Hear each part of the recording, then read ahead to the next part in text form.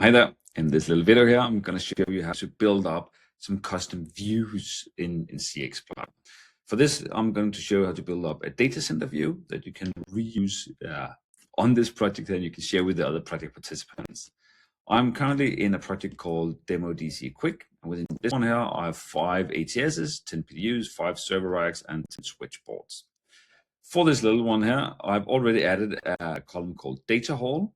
I'm going to click on the name column, and then I'm going to add another one called Power Stream, and that one.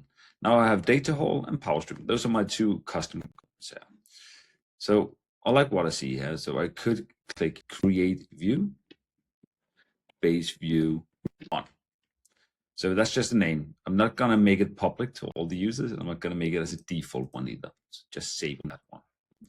So let's say that I want to populate some data for the data halls. So it could be data hall 1, data hall 2. And then for the power stream, yeah, that is where we're going to say was 1, 1, 1, 2, 2. So the concept here is that we're like starting to utilize this as our tree structure attributes. If I click on the data hall again, or we can click on the power stream, click add to group. That means now you see the type ATS, and then below that one, we have the power stream. If I then want to further segment it down into the data hall, I'm going to click on the data hall, add to group.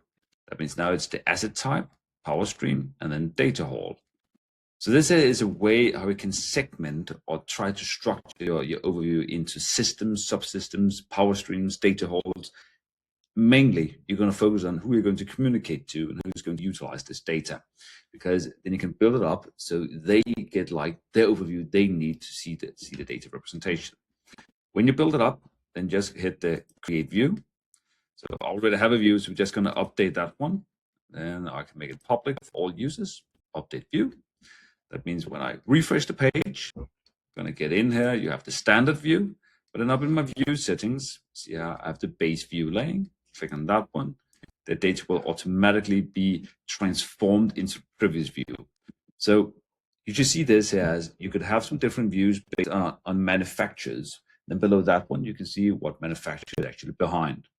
You could do it for the individual users or for the electrical guys or for whatever that you need, cooling towers. You can save all the different kinds of things that you see here. So whether it is, as I did with the grouping, or if you also want to do filtering, that means only showing some of the data, that could also be a way to go. That you see here. The next time we're going to get in, refreshing, and I'm going to view the data hall D1. We're only going to have this because it's filtered under D1. So generate and create these different views either for yourself or share them with the rest of the project. That's it.